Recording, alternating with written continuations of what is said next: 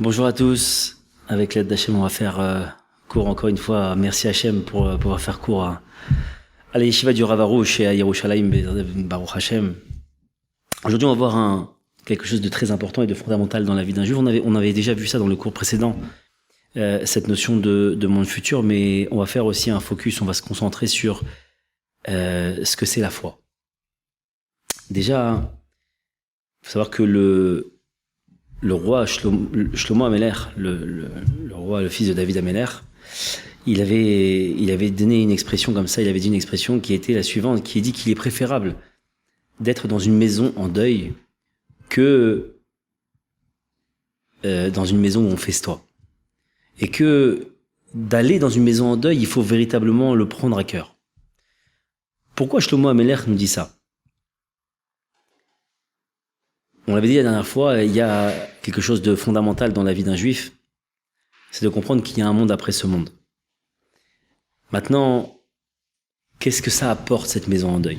Cette maison en deuil, ça apporte la compréhension, la connaissance que tout simplement, la vie ici, à un temps donné, s'arrête à un moment donné, où commence l'autre vie évidemment, mais qu'elle a un temps bien précis et donné. Et quelquefois, la vie fait que on est entraîné par les choses de la vie. On oublie trop souvent qu'il y a une fin à cette vie et qu'une autre vie va commencer.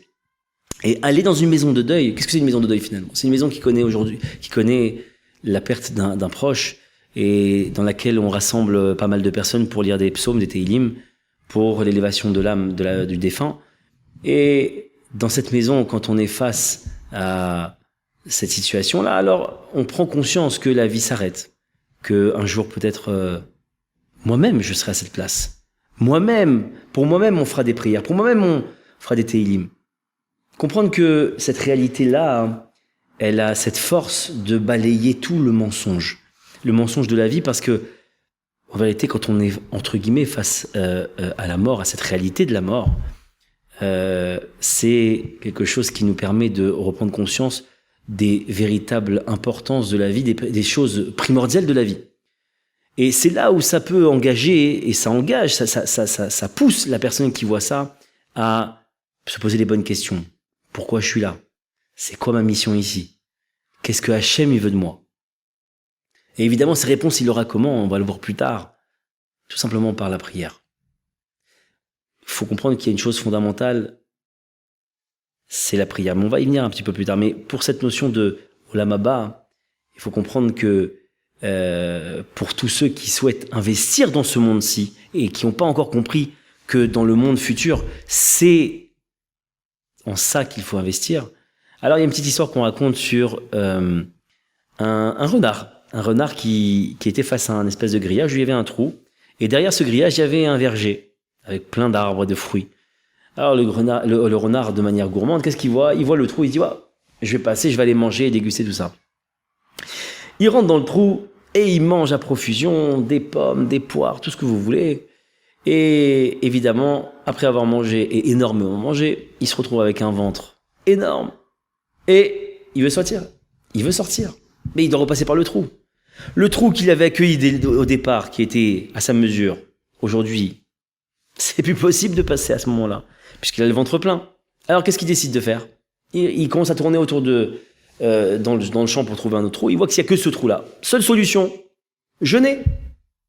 Et c'est d'attendre que tout simplement son ventre diminue de volume et qu'il puisse repasser par ce trou. Et à la fin, effectivement, il a jeûné plusieurs jours et il est ressorti par ce trou. Qu'est-ce que cette histoire elle vient nous apprendre ?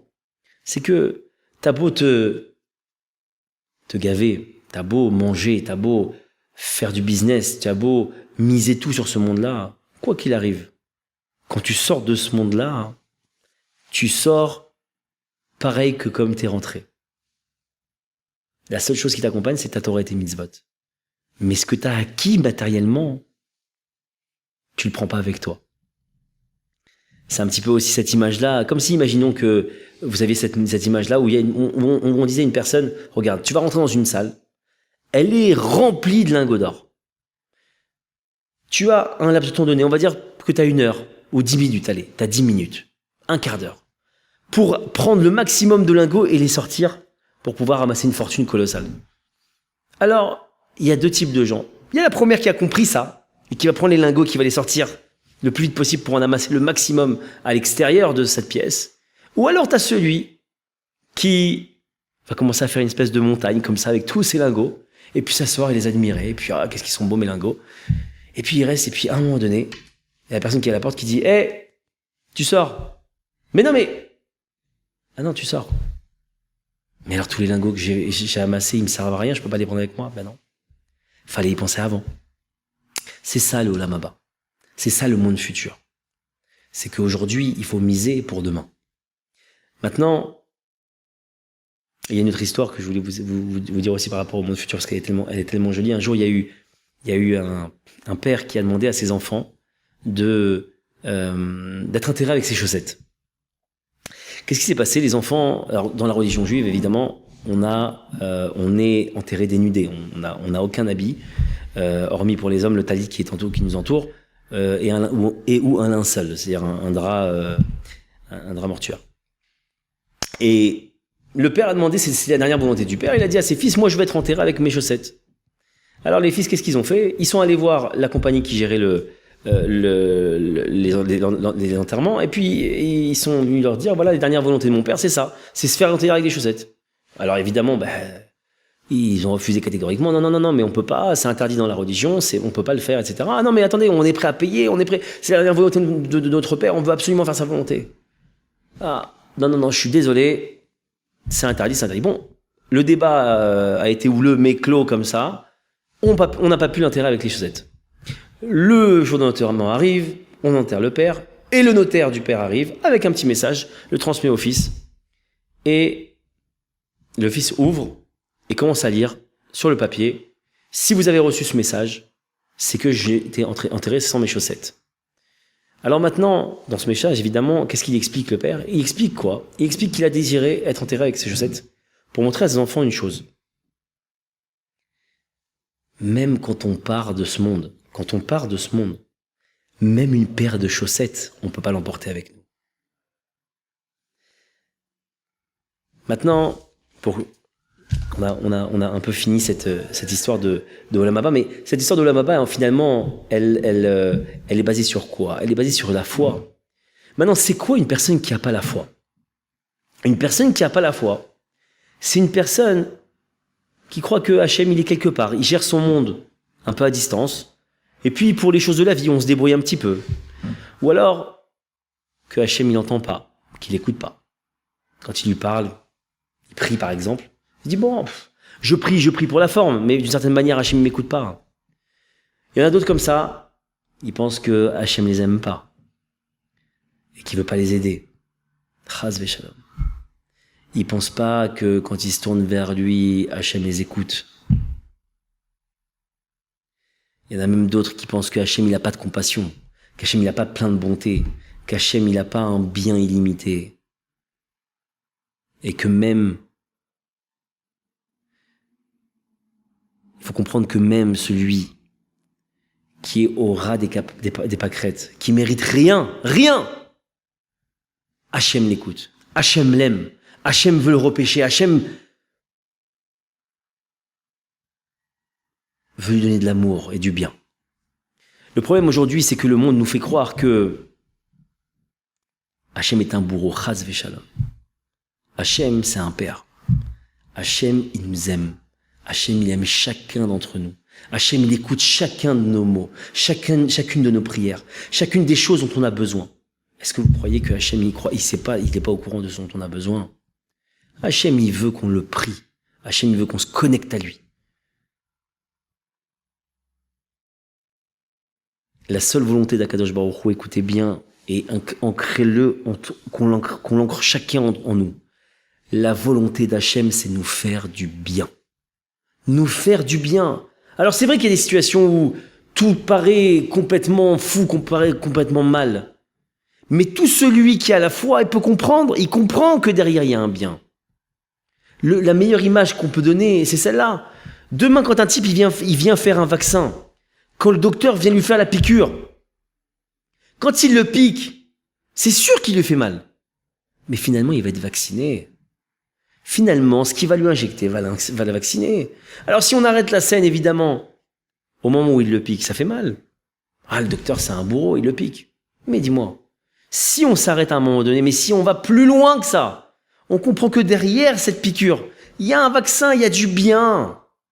Dans toutes nos vies, il faut apprendre à ne pas s'arrêter à ce qu'on voit en façade. Kadosh Baruch Hu, il est là pour nous donner du bien, il faut se le mettre dans la tête.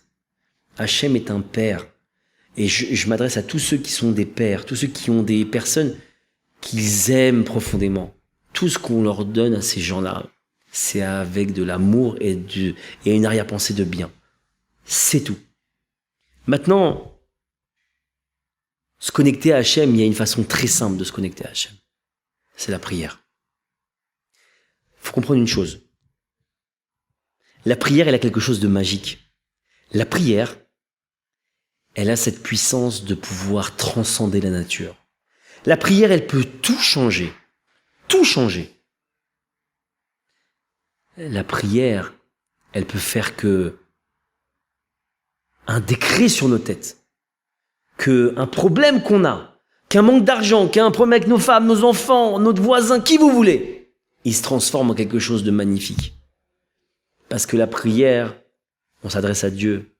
Parce que s'adresser à Dieu, s'adresser à celui qui dirige tout. Rabbi Nathan, l'élève de Rabbi Nachman, il nous dit comme ça, que si tu n'as pas obtenu quelque chose, c'est soit que tu n'as pas prié, soit que tu n'as pas assez prié. Maintenant, je vais vous donner une loi infaillible. C'est une loi infaillible. Tout celui qui prie dans le but de connaître Hachem, alors toutes ses prières sont efficaces. Je répète, quand on prie Hachem dans le but de le connaître, la prière, elle est efficace, elle est entendue, elle est exaucée par Hachem. Parce que le but du monde, mes amis, c'est de connaître et reconnaître Hachem. Et Akadosh Baruch Hu nous donne tous les outils pour ça. Même dans notre travail, on doit le faire. Même dans notre vie de famille, on doit le faire. Avec nos femmes, nos enfants, avec nos collègues, avec notre rave, avec notre ami, avec celui avec qui on étudie, avec tous. Tout ça, c'est des outils pour connaître et reconnaître Hachem. Celui qui a compris ça, c'est celui qui a la foi. Celui qui n'a pas compris ça, il n'a pas compris. Maintenant, mes amis, il y a une chose très très importante. Le Talmud dans Brachot, il dit comme ça. Il dit qu'une prière, une prière longue n'est jamais vaine. Qu'est-ce que ça veut dire une prière longue n'est jamais vaine?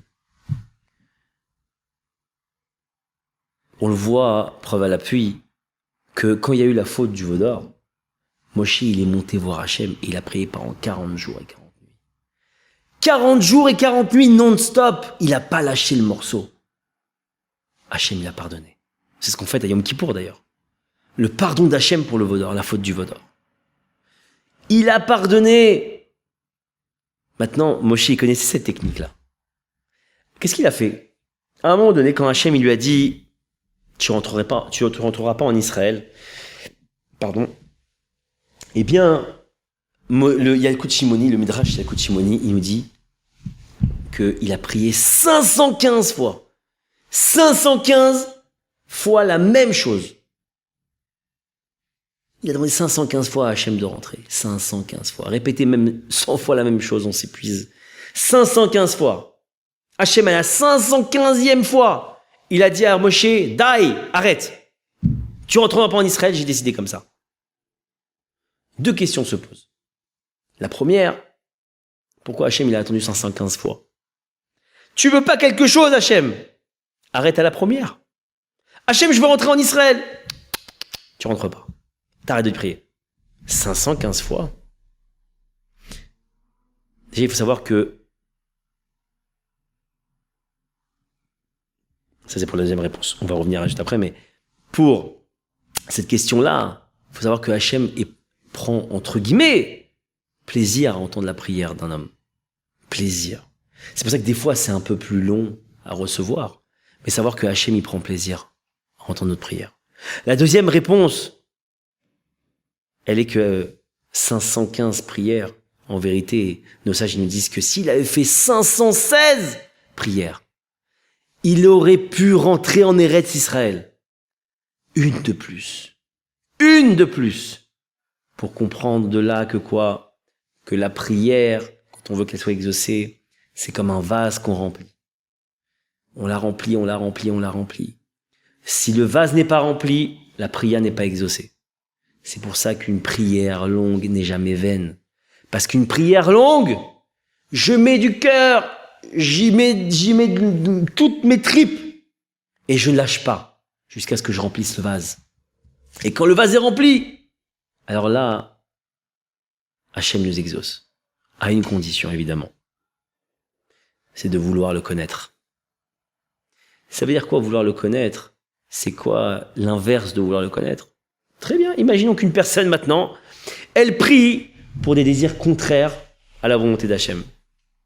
Imaginons maintenant qu'un fils, il vient voir son père et il lui dit, tu sais papa, je voudrais avoir de l'argent parce que je voudrais acheter un tracteur pour détruire la maison. Le père, il lui dit quoi? Et le fils, il insiste, non mais je veux de l'argent pour acheter un tracteur, s'il te plaît, s'il te plaît. Le père, il envoie paître. Il envoie balader. Mais quoi, tu veux de l'argent pour détruire ma maison? Tout celui qui prie pour des désirs contraires à la volonté d'Hachem, alors, d'une certaine manière, il essaye de détruire la maison d'Hachem, entre guillemets. Hachem, il refuse. Et plus que ça, des fois, ça peut aiguiser le courroux d'Hachem. Donc, faut faire attention à ce qu'on demande. Mais il faut véritablement avoir conscience que quand on demande quelque chose, pour connaître Hachem, alors notre prière, elle a énormément de chances d'être exaucée. Maintenant, il y a un gros mal dans la génération où on vit, c'est un problème clair de foi. La foi, c'est quoi le problème de la foi? On se rend compte que beaucoup d'entre nous, on est au courant, on est conscient qu'Hachem il existe. Mais si Hachem existe, il faut déjà avoir une définition entre guillemets, je n'affirme pas Hachem là-dedans, mais comprendre ce que c'est Hachem. Hachem, il est tout. Hachem, il est partout. Si tu crois vraiment qu'il y a un Dieu, si tu crois vraiment qu'il y a une force qui est au-dessus de tout, pourquoi t'inclus pas Hachem dans ta vie, puisqu'il dirige tout? L'origine de l'idolâtrie, en vérité, sachez-le, ça a été que les gens, ils ont cru que Akadosh Baruch Hu, il dirige le monde pour une certaine partie, pour les grandes choses. Pour les petites choses, on va s'adresser à des plus petits dieux. Chas v'shalom. C'est le problème aujourd'hui. L'homme, il a, et c'est tout le jeu qu'on est en train de mener aujourd'hui, la guerre, entre guillemets, qu'on mène intérieurement dans ce monde-là. C'est d'être conscient que c'est Dieu qui dirige tout. Maintenant, le Yetzer Hara, le penchant contraire, qu'est-ce qu'il fait, lui? Il te fait croire que tu as une autonomie. Il te fait croire que tu réussis. Il te fait croire que quand tu vas en clientèle pour signer un contrat, t'arrives avec ton parler, avec ton savoir-faire, avec tes produits, t'arrives à convaincre un client de signer un contrat. Je suis super fort. Je suis le meilleur. Mais comment c'est possible, ça? Comment c'est possible que on oublie Hachem à ce point? Parce que il y a aussi cette notion, mais on va pas le développer aujourd'hui, mais il y a une notion d'orgueil. Vous savez, l'orgueil, c'est de croire que je peux faire. Il y a une phrase dans la Torah qui dit « c'est mon bras, c'est ma force ». On peut arriver... Chacun d'entre nous, on a ça dans notre vie. On peut arriver à croire que c'est mon bras et c'est ma force qui a réussi à faire ça. Mais c'est faux. C'est faux. Preuve en est que quand Hachem il a décidé de nous retirer la vie, ni mon bras ni ma force peut arrêter le système. Comment c'est possible? Alors il faut comprendre que la foi, pardonnez-moi, la foi, c'est d'inclure Hachem dans chaque détail de notre vie. Pardon. Et c'est quoi inclure Hachem dans notre quotidien, dans chaque détail de notre vie? C'est pas de dire oui, c'est vrai que Dieu existe là, là, là et là. Non, non, non, non, non. Quand ta femme elle vient te gronder et te faire des réflexions, quand tes enfants ils sont insupportables, quand au travail ton patron il vient te faire des réflexions et il te licencie peut-être même, quand tu perds ton travail, faut que tu comprennes que tout est la volonté d'Hachem. Si je me suis fait parler comme ça par ma femme, c'est la volonté d'Hachem. Si je me suis fait renvoyer, c'est la volonté d'Hachem. Si j'ai pas d'argent en ce moment, c'est la volonté d'Hachem. Mais non, mais c'est la conjoncture actuelle, c'est l'économie. Il y a un président français qui a dit « Travailler plus pour gagner plus ». Travailler plus pour gagner plus. Anti-foi à 10 000%. Travailler plus pour gagner plus. Moi, je change le slogan. Vous pourrez le mettre sur vos voitures si vous voulez. Priez plus pour gagner plus. La prière, la foi, elle va faire que je vais me connecter à Hachem. Quand je vais comprendre que c'est Hachem qui a fait la chose, que Hachem il est derrière tout ça, alors je vais commencer à m'adresser à celui qui est à l'origine de la chose. Preuve en est, c'est quoi? C'est que quand une personne elle est malade, à qui elle doit s'adresser avant le médecin, Ribono Shel Olam? À Hachem. Qui a donné cette maladie? Qui a fait que tu es malade? Le médecin? C'est Hachem. Alors l'originel, celui d'où émane cette maladie, va lui demander à lui qu'il guérisse. Il est capable de te donner quelque chose, tu crois qu'il ne peut pas le reprendre? On voit bien que la richesse, il peut te la retirer, il peut te la rendre. La maladie, il peut te la donner, il peut te la retirer. Mais si on n'est pas convaincu de ça, alors on n'est pas dans la foi. Et c'est là où on doit engager quelque chose avec Hachem. Pourquoi? En vérité, Hachem, il nous envoie des épreuves. Pourquoi, finalement? Pour nous pousser à prier. Prier, c'est grâce à ça qu'on se connecte à Hachem. C'est grâce à ça qu'on croit en Hachem, qu'on aiguise sa foi et sa émouna. Pourquoi? Parce qu'en vérité, je ne parle qu'à quelque chose que je considère vivant et existant. Si je m'adressais à ce micro-là, mis à part m'interner, c'est ridicule. Ce micro, entre guillemets, est inerte, n'a pas de vie. Mais moi, quand je parle et je m'adresse à Hachem, alors je reconnais que je crois qu'il existe. Je reconnais que c'est lui, Hachem, qui dirige tout et qui sait tout, qui peut tout faire. Parce que si je m'adresse à lui pour certaines choses et pas pour tout, alors je considère qu'Hachem, il a des forces, chaz veshalom, et il a des choses qu'il ne sait pas gérer. Dieu nous en préserve. Hachem dirige tout. Et il faut comprendre une chose. La preuve de la foi d'un homme, c'est de croire parfaitement que tout vient d'Hachem.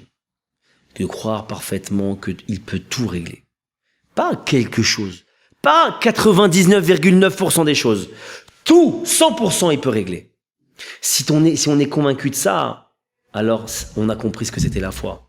Mes amis, il y a une histoire qui m'est arrivée il y a quelques temps de ça, quand j'étais à Paris, où je cherchais une place. Et j'ai trouvé une place, Baruch Hashem. Et il y a un homme qui est passé à côté de moi et qui m'a dit « Bravo, purée, j'ai essayé de passer, de me garer. Impossible de me garer avec ma voiture. » Je dis « Ah bon ?» Je dis « Mais moi j'ai prié pour ça. » Qu'est-ce qu'il m'a répondu? « On ne prie pas Dieu pour ça. » Je dis « Mais pourquoi?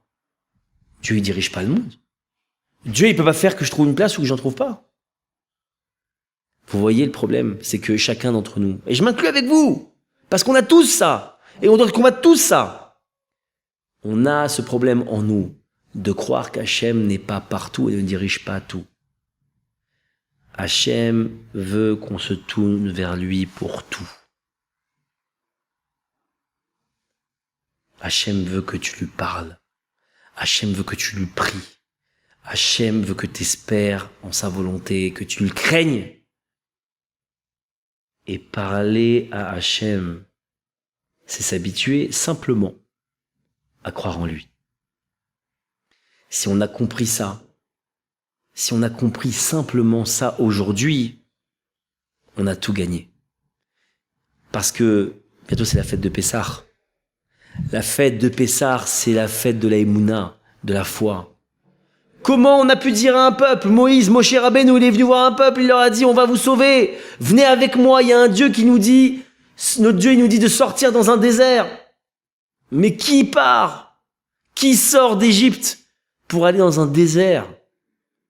Mais parce que soit tu as la foi, soit tu l'as pas. Bien sûr qu'ils savaient que c'est Dieu qui avait parlé. Mais tu as la foi que Dieu il va te protéger dans ce désert, ou tu te dis Hachem il me protège de temps en temps quand je suis sous le parasol, ou dans ma maison, mais dans le désert, pas sûr. Et ceux qui sont sortis d'Égypte, mes amis, c'est ceux qui avaient la foi. Pour la dernière délivrance finale, bientôt c'est Mashiach, bientôt Mashiach il va arriver. La dernière délivrance finale, il faut s'accrocher. Le dernier, il est dit comme ça par les sages, que la dernière épreuve du peuple juif, c'est l'épreuve de foi. La dernière, c'est là où on doit s'accrocher le plus. On dit qu'Hachem, il va, comme cette image-là, il va y avoir une corde qui va être accrochée, tendue comme ça, et cette corde, elle représente la foi.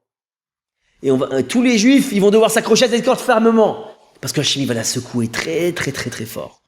Il va nous montrer des choses, on va se dire, mais c'est pas possible, c'est horrible, pourquoi? Et là, on te posera la question, tu as la foi que c'est Hachem ou t'as pas la foi que c'est Hachem? Si t'as la foi que c'est Hachem, tu comprends que c'est du bien. Si t'as pas la foi que c'est Hachem, tu peux pas croire que c'est du bien. C'est fondamental de comprendre ça. Et c'est fondamental pour la délivrance finale et pour ce Pessah.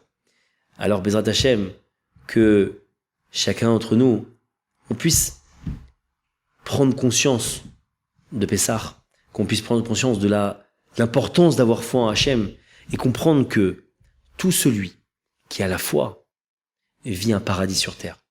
Parce qu'il ne voit plus aucun mal, il ne voit que le bien d'Hachem, quelquefois voilé, c'est vrai, mais il le voit quand même. Alors, Bezrat Hachem, que chacun d'entre nous on passe ce qu'on appelle un Pessah Kasher Vesamer, un Pessah Kasher, et dans la joie, dans la Emouna, et qu'on puisse, Bezrat Hachem, connaître le Mashiach, Bezrat Hachem très bientôt, Amen. Geni Ratzon. Chazak U'Baruch.